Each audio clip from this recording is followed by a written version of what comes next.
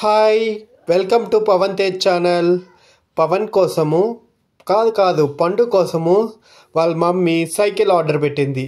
నేను ఎలా ప్యాకింగ్ చేస్తారు ఎలా వస్తుంది అనుకుంటే ఇది ఇలా వచ్చింది. ప్యాకింగ్ తీసుకొని వస్తా అంటే కొందరు అడిగారు ఏం టీవీనా అన్నారు. కాదు టీవీ కాదు, ఇది సైకిల్ మా పండు కోసము తెచ్చామని చెప్పాను. చూడండి ఎలా ఓపెన్ చేయాలో. ఒక సైడు ఇన్వాయిసెస్ ఉన్నాయి, ఇన్వాయిసెస్ కట్ చేయకోకుండా నీట్గా కట్ చేసాం. నేను కట్ చేసేటప్పుడు కూడా పండు చాలా ఎగ్జైట్మెంట్ అయ్యాడు ఏంటిది అనేసి. సో ఒక సైడ్ మాత్రమే నీట్గా కట్ చేశాను. మళ్ళీ మనం పోయి ఇన్స్టాల్ చేసుకోవాలి కదా, అందుకోసము. ఇప్పుడు చూడండి ఎలా ఓపెన్ చేసామో. చూస్తే మనకి సైకిల్లో ఫస్ట్ సైడ్ పెడల్స్ ఉంటాయి కదా సపోర్ట్, అవి సైకిల్ బాడీ మొత్తం ఫిట్ చేసి ఇచ్చాడు. మనం ఏమీ ఫిట్ చేయాల్సిన అవసరం లేదు. నేను థింక్ చేశాను అన్నీ టైర్స్ అన్నీ మనమే ఫిట్ చేయించుకోవాలా ఒకవేళ ఆన్లైన్ కదా అనేసి. కానీ ఇది సింపుల్ వేగా 3 థింగ్స్ మనము ఫిట్ చేయాలి. ఇక్కడ చూసారు కదా సైకిల్ ఎట్లుంది, క్వాలిటీ బాగుందా లేదా అని చెక్ చేసాము. నేను వచ్చి సైకిల్ షాప్కి పోయి ఫిట్ చేయిస్తాను అని చెప్పాను. కానీ మా వైఫ్ ఫ్రెండ్ ఎదురుగా ఉన్న వాళ్ళేమో మేమే చేస్తాము, మా దగ్గర అన్ని స్పానర్స్ అన్నీ ఉన్నాయన్నారు. Thank you so much for Teja aunty and family for helping on this one. చూడండి ఫస్ట్ మాకు తెలియదు ఎట్లా చేయాలనేసి. దీనికోసము మీకోసము వీడియో ఎలా ఇన్స్టాల్ చేయాలో చెప్దామనేసి ఫస్ట్ ఫెడల్ తీసుకున్నాము. అది మన వల్ల కాలేదు అనేసి అనుకున్నాము, కానీ ట్రై చేసాము. సుత్తితో కొట్టాలండి డౌన్, అది మొత్తం డౌన్ చేసేసి సైడ్స్లో సుత్తితో కొట్టాలి. అలా ఫిట్ చేసేదానికి చేస్తున్నాము. అలాగా పైన స్క్రూ ఇప్పితే అంతా మొత్తం ఎండ్ మళ్ళీ సుత్తితో కొట్టి లోపలికి పోతుంది. సుత్తితో కొడితే మళ్ళీ లోపలికి పోతుంది అది బాడీ అంతా. సో మన హైట్ బట్టి మనం లెవెల్ బట్టి చేసుకోవచ్చు. తర్వాత పైన స్క్రూ ఉంటుంది కదండి, దాన్ని నిదానంగా ఫిట్ చేసుకోవాలి. మేము అది చేసినాము, అది మళ్ళీ చేద్దాము అనేసి. ఈ తర్వాత ముందర బ్యాస్కెట్ ఓకే అండి, క్వాలిటీ కూడా చెప్పాలి కదా. ఇది అరౌండ్ 2000 ప్రైస్ పడింది మాకు cycle. With in that one the quality చూస్తే basket okay not awesome and excellent అని చెప్పలేను. But body of the cycle, seat అంతా బాగుందండి. పిల్లోళ్ళ కోసం కదా, మళ్ళీ పెద్ద సైకిల్ కొనాలి కదా.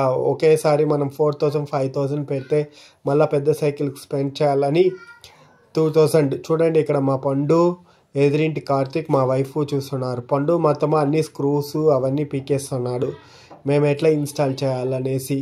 చూస్తుంటే ఈ సైకిల్ చూస్తుంటే నాకు ఇంకొకటి గుర్తొస్తుందండి. ఏం గుర్తొస్తుందంటే మన లైఫ్ కూడా సైకిల్ లాంటిదే. ఫర్ ఎగ్జాంపుల్ నా లైఫే చెప్తాను. నేను పుట్టిన వెంటనే అబ్బాయా అమ్మాయా అని చూస్తారు. అబ్బాయా అమ్మాయా అంటే ఓకే అబ్బాయో అమ్మాయో. మళ్ళీ అందరూ వచ్చి ఏం కలరు, తెల్లగా ఉన్నాడా నల్లగా ఉన్నాడా బ్రౌనిష్గా ఉన్నాడా అని అందరూ డిస్కస్ చేస్తారు. అది కూడా కాకోకుండా అమ్మకు పోలికల నాన్న పోలికల, వాళ్ళిద్దరు పోలికలు కాకపోతే వాళ్ళ నాన్నమ్మ పోలికల అమ్మమ్మ పోలికల అలా అని డిస్కస్ చేస్తారు మన ఫ్యామిలీ కానీ ఎదురింటి వాళ్ళు కానీ ఎవరైనా కానీ. తర్వాత అది అయిపోయిందంటే ఇంకా బాబు తిన్నాడా లేదా, ఏం సన్నగానే ఉన్నాడు, బాగా తినిపిస్తున్నారా లేదా, అది ఇంకో క్వశ్చన్ మార్కు. ఆ సైకిల్ దాటైనాక మళ్ళా కొద్దిగా చదువుకొస్తారు.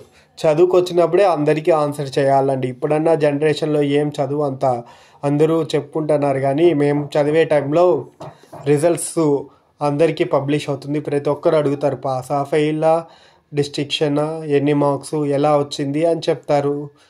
సీట్ కూడా ప్రిపేర్ చేస్తున్నాం చూడండి. స్క్రూ బాగా టైట్గా చేయాలి. సీటు లూజ్ అయిపోతే బాబు పడిపోయే ఛాన్సెస్ ఉన్నాయి. అందుకని సీటు ఆడ స్క్రూ పెట్టి ఇద్దరము ఫిక్స్ చేస్తున్నాము. ఇది ఒకరే అయితే ఫిక్స్ చేయడం కష్టం, కానీ ఇద్దరు ఉంటే హెల్ప్ తీసుకొని నీట్గా ఫిక్స్ చేయొచ్చు. మనం ఎక్కడ ఆగిపోయినాము, స్కూల్ స్టేజ్. నా స్కూల్లో మాత్రం 10th క్లాస్ చదివేస్తే మీరు పాస్ అయిపోతే అదైపోతుంది ఇదైపోతుంది, మీరు బాగుపడిపోతారు అనేసి మా టీచర్స్ మా అందరూ చెప్పేవాళ్ళు.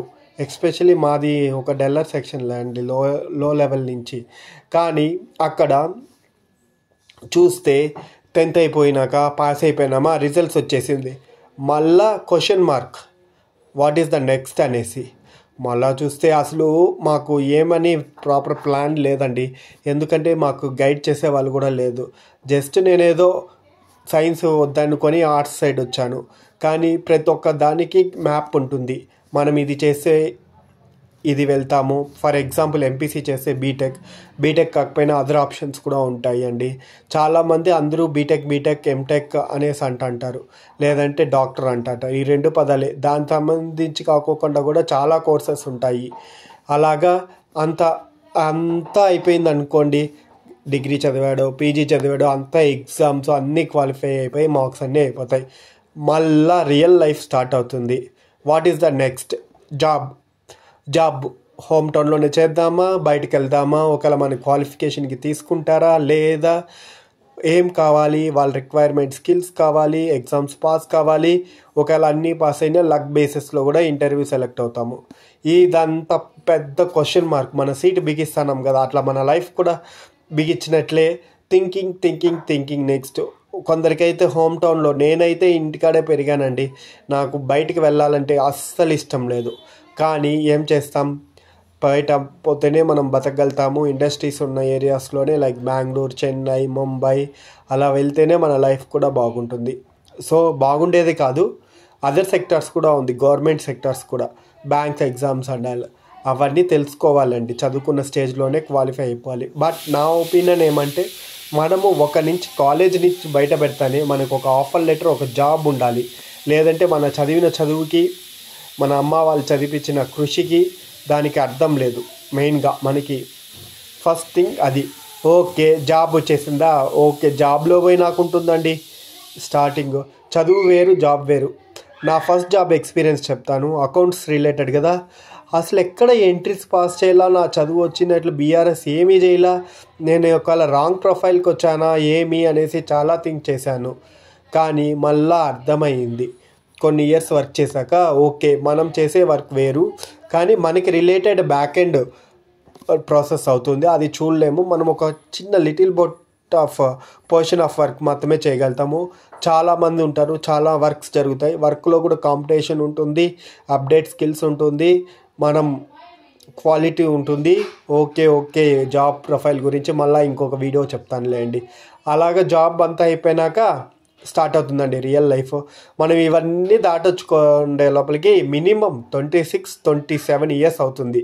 26-27 ఇయర్స్ అయితే ఎస్పెషల్లీ రిలేటివ్స్ ఇంకేం అడుగుతారు, పెళ్ళిళ్ళు చేస్తారా చేయరా అనేసి. పెళ్ళిళ్ళ అది అన్నిటికంటే చాలా చాలా చాలా టఫ్ అన్నమాట. ఫస్ట్లో ఈ రిక్వైర్మెంట్స్ ఉండాలి, ఆ రిక్వైర్మెంట్స్ ఉండాలి, పాప ఇలా ఉండాలి, కట్నం ఇంత కావాలి, అది కావాలి, ఇది కావాలి అనేసి మన బ్రెయిన్లో ఉండిపోతుంది. సేమ్ మనకెలా ఉందో అమ్మాయిల వాళ్ళు కూడా అంతే. ఈసారి సాఫ్ట్వేర్స్ అయితేనే, గవర్నమెంట్ జాబ్స్ అయితేనే, 1 lakh శాలరీ అయితేనే అలా రిక్వైర్మెంట్స్ ఉంటుంది. అది ఓకే, అన్నీ మన జాబ్ బాగుంది, అమ్మాయికి ప్రొఫైల్ నచ్చితే ఓకే.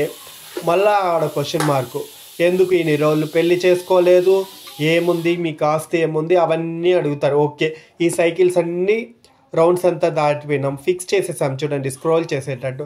నెక్స్ట్ పెళ్ళి అయిపోయినాక సేమ్ పెళ్ళి అయిపోయింది, హ్యాపీగా ఉంటే ఓకే. ఒకవేళ గొడవపోతే మళ్ళీ అదొక వేరే సైకిల్ అండి. ఒకవేళ బాగుంటే ఇలాంటి బాబు పుట్టించుకొని, లేదంటే పాప పుట్టించుకొని తొక్కుతామన్నమాట. సేమ్ మళ్ళీ వాళ్ళ లైఫ్ అదే. వాడు ఇప్పుడు మా పండుగడు లైఫ్, చైల్డ్ లైఫ్, తినడం, సైకిల్లో ఆడుకోవడం, లేదంటే ఇంట్లో ఆడుకోవడం. మళ్ళీ నెక్స్ట్ స్టేజ్ నా అలాగే రిపీట్ సైకిల్స్. సో ప్రతి ఒక్కరి సైకిల్, ప్రతి ఒక్క లైఫ్ పోయి సైకిల్ అని చెప్పేసా. ప్రతి ఒక్కరి లైఫ్ సైకిల్ లాంటిదే. ఈ చిన్న స్టోరీతో నా సైకిల్ ఎలా ఫిక్స్ చేసామో చూడండి. పండు వెనకాల కార్తిక్ కూడా మా హెల్ప్ చేసిన ఫ్రెండ్ ఆంటీ వాళ్ళ మనవడు ఎలా ఎగ్జైట్మెంట్గా చూడండి. ఎస్పెషల్గా ఈ పండుగ చూడండి నిలబడుకొని తోలు అని అంటున్నాడు. టుడే మార్నింగ్ కూడా మార్నింగే తోలు, బైక్ కావాలి, సైకిల్ కావాలి నాకు అనేసి చెప్తున్నారు. అందరినీ మమ్మల్నే చూస్తున్నారు. పండు మాత్రం చాలా ఎగ్జైట్మెంట్గా ఉన్నారు. ఇది 2 to 5 years వాళ్ళకైతే చాలా ఉపయోగపడుతుంది. పిల్లోళ్ళు కదండి, మళ్ళీ పెద్ద సైకిల్ ఎక్కువ కాస్ట్ పెడితే ఇస్తున్నామంటే మళ్ళీ కొత్త సైకిల్ తీసేయాల్సి వస్తుంది హైట్కి అంతా. ఇది చాలా బాగుంది, క్వాలిటీ మొత్తం బాగుంది. బాస్కెట్ తప్పించి మిగతా అన్నీ బాగున్నాయి. Thank you. Subscribe Pavan Tej channel.